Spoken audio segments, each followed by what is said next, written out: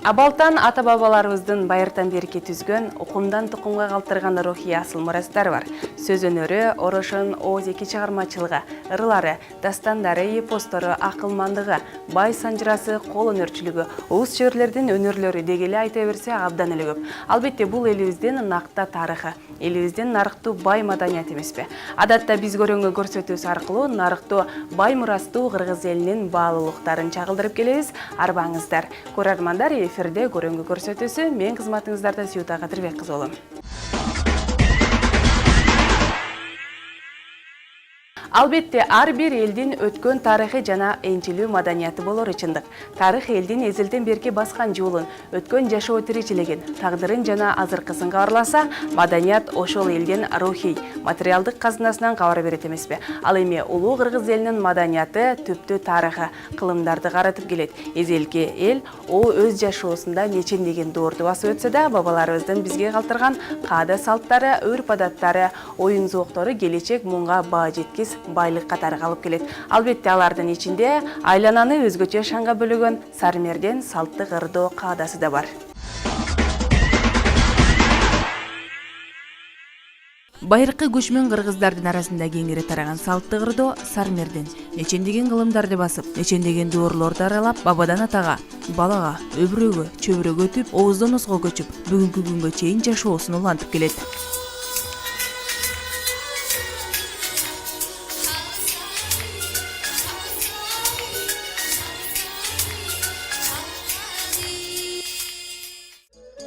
Сармерден айтышы элдик жана ырчылар айтышынын бир түрү.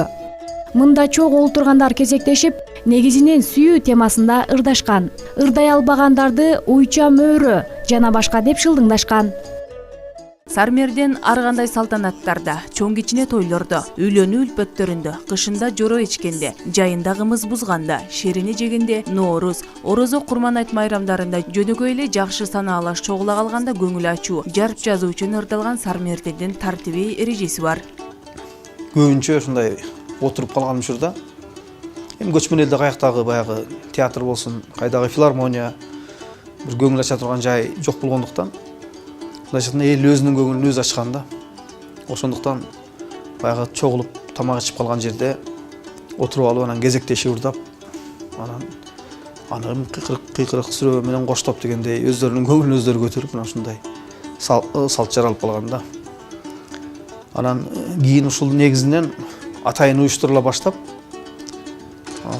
анан кезектешип бирин үйүнө чакырып, сый көрсөтүп, үйгө келип калган мейманга албетте сый көрсөтөт.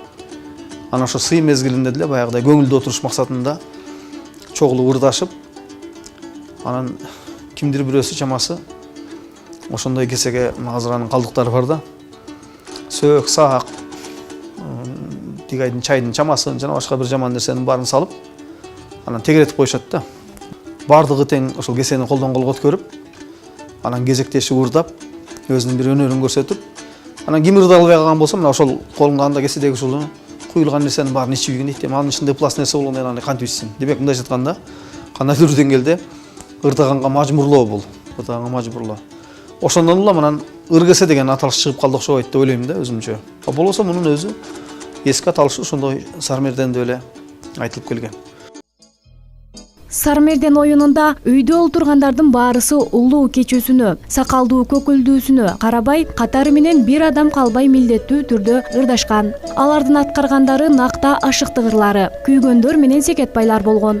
Ал эми ким ырдай албай калса, макал, ылакап, табышмак, күлкүлүү, куйкумдуу, тамашалуу кепкелештерди, жорго сөздөрдү, кызыктуу, нускалуу айтымдарды да айтышкан.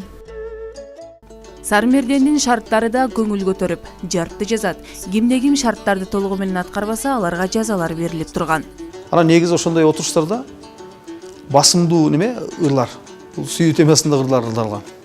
Анан кыргыздардын секетбай, күйгөн деген немелери бар, ошондой жанрлары бар кыргыздын сүйүү ырларында.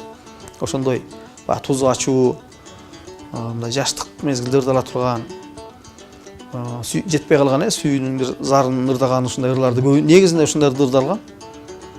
Анан эми биз турмушта көрүп жүрөбүз, элдин бардыгы эле ырдоо жөндөн билген бул өрбөйт. Айрым адамдар ырдаганды өзү абдан жакшы көрсө дагы анда мындай обонду баягы эсинде сактап калуу жөндөмү жок болот да. Орусча айтканда слуху начар өнүгүп калган адамдар болуп калат. Анан ошондой учурда ошондой үнү начар болуп калган, же болбосо айталы ошондой слуху начар болуп жакшы ырдай албаган адамдар ырдай албай калса анын ордуна башка бир немени, башка бир өнөрүн көрсөтүшкө милдеттүү болгон да. Же өткөн кеткенден сөз козгоп, элди күлдүрүп негизи. Бүгүн анын ордуна биз мисалы айталы анекдот айтып калдык ушундай учурларда. Анан же болбосо таптакыр эле кетип калган мезгилде кыргыздардын ушундай немелери бар. Жазалары болгон да. Анда ыр билбесең анда мөрөгүн, анда жылкыга окшоп кишинегин, же болбосо итке окшоп үргүн деген тапшырмаларды беришкен дагы. Анан айласы кеткен адам ошондон кутулуш максатында элдин баардыгы жаалап, көптөп, сүрөп тура шыкакташып, анан ошондон кутулуш үчүн анан айласы кеткенде мөрөп, же болбосо кишинеп, же үрүп дегендей ошол шартты аткарган да. Анан эми ошондой чоң эле адамдын ушундай тапшырманы аткарып атканындагы элдин көзүнө абдан баягыдай неме көрүнүп, күлкүлүү көрүнүп, отурган элдин баары ошо кырган катты күлкү менен коштоп, дайсатында отуруш баягы жандуу, көңүлдүү улана берген да. Мына Сармердендин негизги немеси эле убакытты чогуу биргеликте жана көңүлдүү өткөрүү. Ошонун эң негизги максаты мына ошондой. Тээ илгерки ата бабаларыбыздын учурундагы Сармерден оюн зоогу бүгүнкү күндөгү Сармерден менен бир азга гана айырмаланып турбаса, ошол калыбында сакталып келет. Айталык атайын неме кылышкан.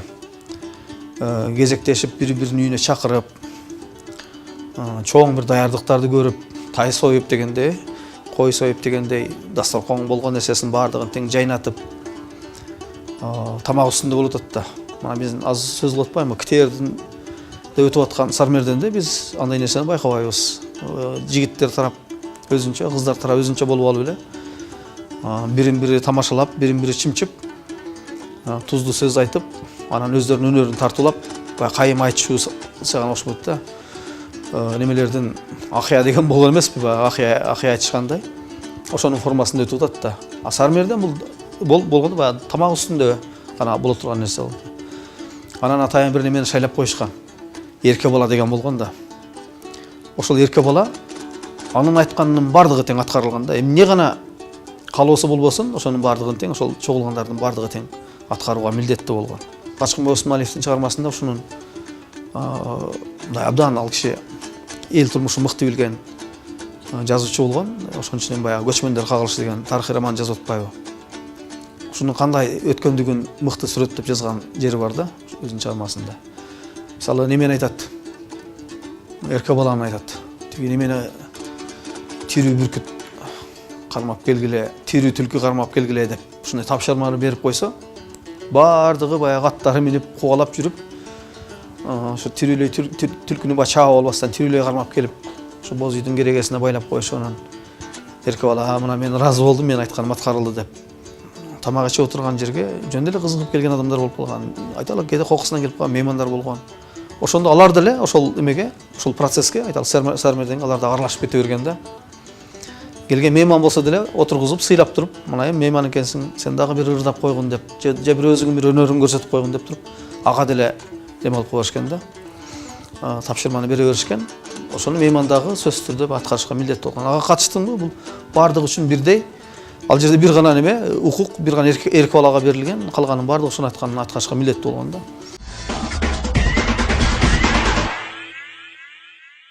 Кылым карыткан кыргыз элинин салттуу Сармерден оюнуна азыркы учурда өзгөчө көңүл бурулуп жатканы көңүл кубантпай койбойт. Республикалык деңгээлде өткөрүлүп жаткан Сармерден оюндарына көп эле күбө болуп жатабыз. Абалдан бабаларыбыздан калган улуу мурасты улантып, муундан муңга өткөрүп берүү биздин албетте бирден бир милдетибиз болуп эсептелинет эмеспи. Биздин учурдагы Сармерден оюнун номер 112 кесиптик лицейинин окуучулары улантып келе жатышат. Анда эмесе көңүлүңүздөрдү алдыдагы материалга бурабыз.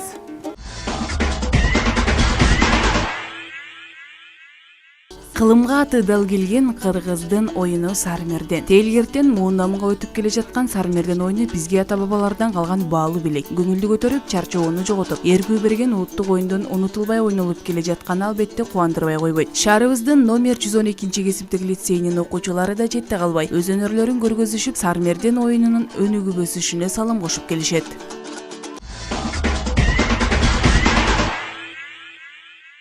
Саламатсыздарбы айымдар жана мырзалар, урматтуу телекөрүүчүлөр. Мына бүгүн биз кыз жигит сармерден оюнуна жүз көрүшүп отурабыз. Эзелки кыргыз элим нарт элбиз, өзгөчө ыйман досту бар элбиз. Төгөрөктүн төрт бурчунан жур чакыртып, конок тосуп сармерден оюн көрсөтчү салттуу элбиз. Салтыңдан айланайын кыргыз калкым, ассалам алейкум.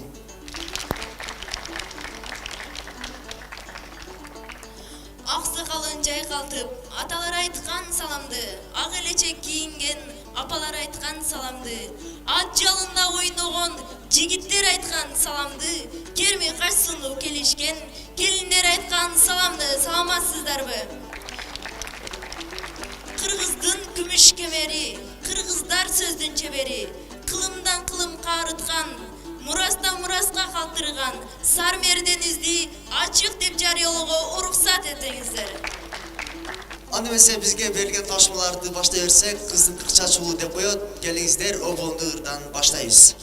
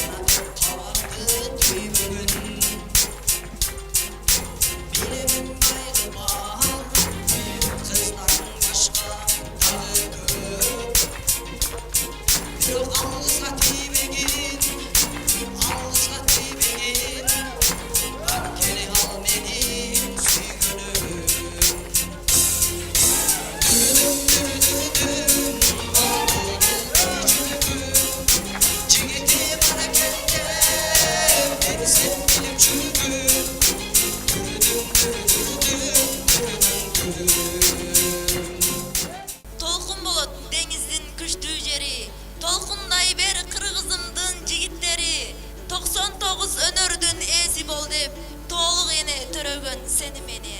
Аны эмесе бизде аспапта ойнодо комузубузду Жаркынай аттуу кызыбыз ойноп бермекчи. Жаркынай.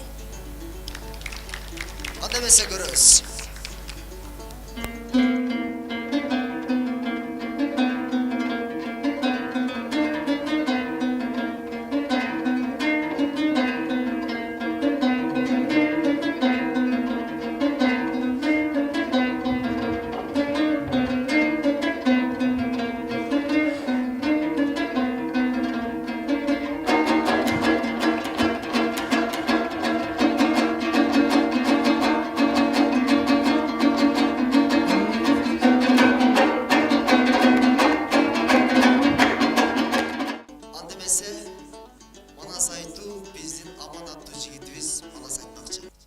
Канекейдин тайторун чабышы. Эй, тоодой болгон канекей, тайторуну бурдады, көйкөлөп турган көкүлүн, көк чөйөк менен түйдеми, колпугай сыйды койругун, кушайтуу менен түйдеми, эки куулаш чоң чылбыр, узунун тандап так деми, окоро түйгөн ак нокто, тайторуга чак нокто, бышыгын тандап так деми, эки куулаш чоң чылбыр, узунун тандап так деми, ичке жолду төртөлөп, Бухарадан 8 хандын алдына, тайторуну жетелеп, көйдө төбө карабай, өлөмүн деп сынабай, чемекчи болду сызыгын, алдына бүйрө каз чыкса, көрсөтмөк болду кызыгын. Аста сүйлөп сабалап, эни келип чалынып, чоңдугу тодой карыя, кадырман кыргыз элимдин, айдалыма мингизип, айланайын эйнекен, өзүмдү мени берекен, элибиз элде кем эмес, жерибиз жерде кем эмес, жаш эменин сарысын, көрүп келдим барысын, сынап келдим акмалап, буданынын барысын. Калмактын кочку балбаны 700 кол менен жер көрүп келип Манаска катылган жеринен үзүлдү. Aytı gözün cıyğanca, baycakı bacı tıyğanca, Kuday gözün körgözbü, bozala jele kızıldı, Bay baylağan üzücü, ayqasa baqaratu, ayqaylağan üzücü, Essen qandın elçisi, jer qaytargan jerçisi, Uşakçıdan kebuğup, burut jakıp kırgızdın, Burulbağan köp malı, jerdi jedi de buğup, Jet asaba tu alıp, jeti cüzde kol alıp, Jetkileği çoğun koçku, koçku kelip kalganı, Kalaymandı salganı, Jeti cüzde kol alıp, kelgen eken çoğun koçku, Budan asın barbatıp, Asmağa uçup topurak, asker kele topurak, Asınganı askerdin, alengir casır cebe, Zaten ırına çok bulup ışığı ırına bak etmek. Aman koysunlar.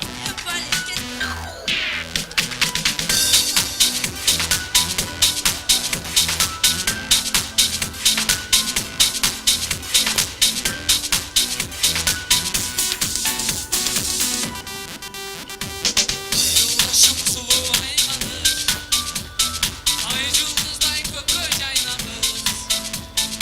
Başka yılga ırak var almay. Ağrımızdan gitti argamız. Sulu sulu sulu aylanır. Yaş yüreğim sana baylanır. Adat ballı günde geçindi. Aylanıştı büyük aylanır. Sana buldum kaydan baylanır.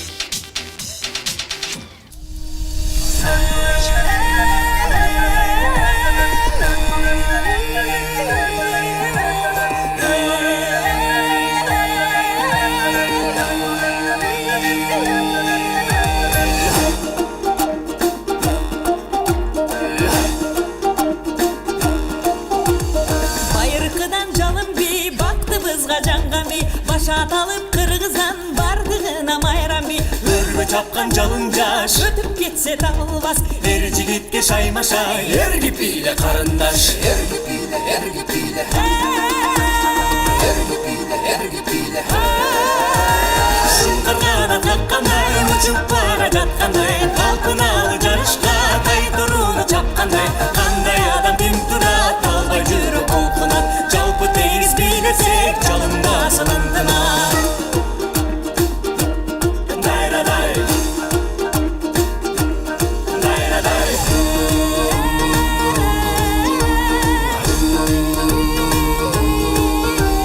Hüvü gelip dilekten kıyıp canı gün öpkün Canın barda öçürgü calının dücür öptün Şarapat düğünödöy şanga olsun sürüdöy Kantip çıdap durasın karap çette bile bey Her gipiyle her gipiyle Her gipiyle her gipiyle Şunkargana takkanday uçup para çatkanday Kalpınalı jarışka tay turunu çapkanday Kanday adam pintura kalbay jürü kolkunat Jalpı teyriz bilesek çalındasın ıntıma Dayraday Dayraday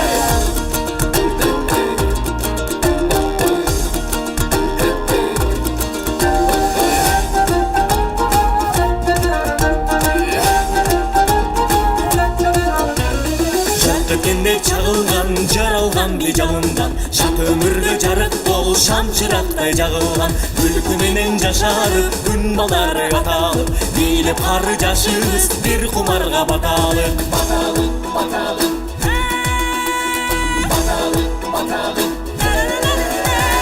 Şınkırgana kakkanday uçup bara jatkanday Kalpınalı jarışka tay turunu çapkanday Kanday adam kim durar kalbay jürü kulkunat Jalpı teyis bilesek çalındasın ıntıma Kanday adam kim durar kalbay jürü kulkunat Jalpı teyis bilesek çalındasın çalındasın çalındasın ıntıma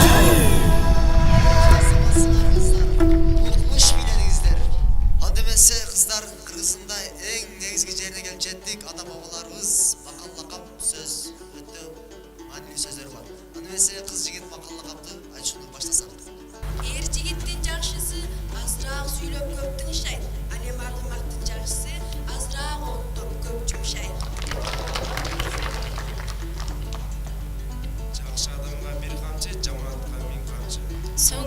тоо кеткен тарак көктөбөйт, жалкоо жигит эч нерсени көксөбөйт. Көптү көргөн кусаң сөз тыңшаган чечен. Кесиптери өндүрүштүк багытта болсо да, улуттук баалуулукка басым жасап, кыргыз элинин салт санаасы, каада салты, үрп адаты, эң негизгиси улуу элдин дүйнө таануучу маданиятынын сакталышына өзгөчө маани берип келе жаткан жаштарды көрүп сыймыктанасың.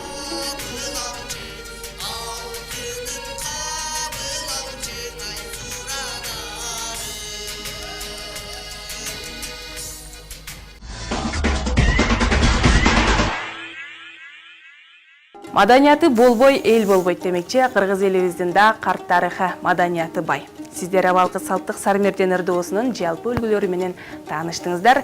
Ал эми биз берүүбүздү жыйынтыктайбыз. Көрөңгө көрсөтүүсү жана кызматыңыздарда мен Сүйөт Кадырбек кызы болдум. Амандашканча.